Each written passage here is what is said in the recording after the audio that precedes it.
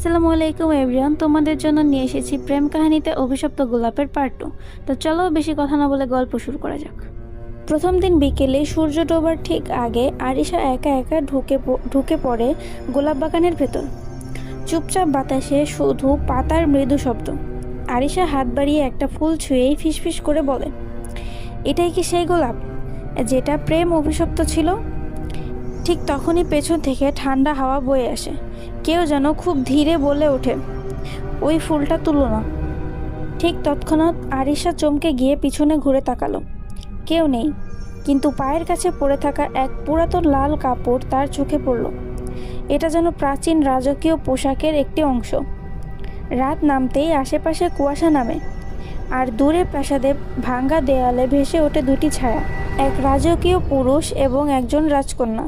তাদের দুজনের চোখেই যেন কেমন চিরচেনা বেদনা। আরিশা শুধু নিঃশ্বাস বন্ধ করে চোখ দুটি বড় করে তাকিয়ে আছে তার দিকে। ছায়াগুলো খুব কাছে এসে বলল, তুমি আমাদের গোলাপ ছুঁয়েছ, এখন তুমি এই বাগানের ইতিহাসের অংশ। চারপাশ অন্ধকারে ঢেকে যায়, আর হঠাৎ গোলাপগুলোর গন্ধে বাতাস ভারী হয়ে ওঠে। আরিশা মাটিতে পড়ে যায়।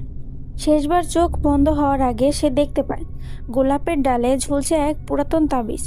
তার ভেতরে লেখা, ভালোবাসা যখন ফুল হয়ে ফোটে তখন মৃত্যু তার ছায়া হয়ে আসে। রাত গভীর, চারিদিকে নিস্তব্ধতা। প্রাসাদের পুরনো দরজাগুলো থেকে হালকা হাওয়ার কর্কর শব্দ ভেসে আসছে। আরিশা ধীরে ধীরে চোখ খুলল। দেখে সে এখন আর বাগানে নয়, প্রাসাদের ভেতরে এক বিশাল সোনালি হলঘরে শুয়ে আছে। চারপাশে জ্বলছে হাজারো প্রদীপ। দেওয়ালে ঝুলানো রাজা ও রানীর পুরনো ছবি, আর সেই ছবির চোখগুলো যেন জীবন্ত হয়ে তাকিয়ে আছে আরিশার দিকে। আরিশা ভয়ে ফিসফিস করে বলল, আমি কোথায়? ঠিক তখনই হলঘরের দরজা খুলে গেল। সামনে এগিয়ে এলো এক উঁচু দেহের পুরুষ, মাথায় রাজকীয় মুকুট, গায়ে লাল চাদর। তার চোখ দুটো জ্বলজ্বল করে জ্বলছে আগুনের মতো। আমি সুলেমান দেব, এই রাজ্যের শেষ রাজা।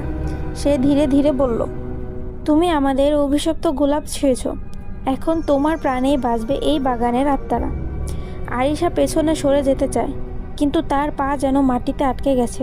ঠিক তখনই হলের এক কোণ থেকে সাদা পোশাকে এক নারী বেরিয়ে এলো। তার মুখে এমন শান্তি, এমন সুখ, যেন সে কাঁদছে, অথচ চোখে কোনো অশ্রু নেই। সে বলল, আমি আইসারা, এই বাগানের শেষ রানী। তার কণ্ঠে মৃদু কম্পন। আমাদের প্রেমই ছিল এই অভিশপ্তের শুরু। আরিশা কাঁপা গলায় জিজ্ঞাসা করে বলল, তোমাদের প্রেমে এমন কী ছিল যা এত শতাব্দী পরেও মৃত্যু খেলা খেলছে?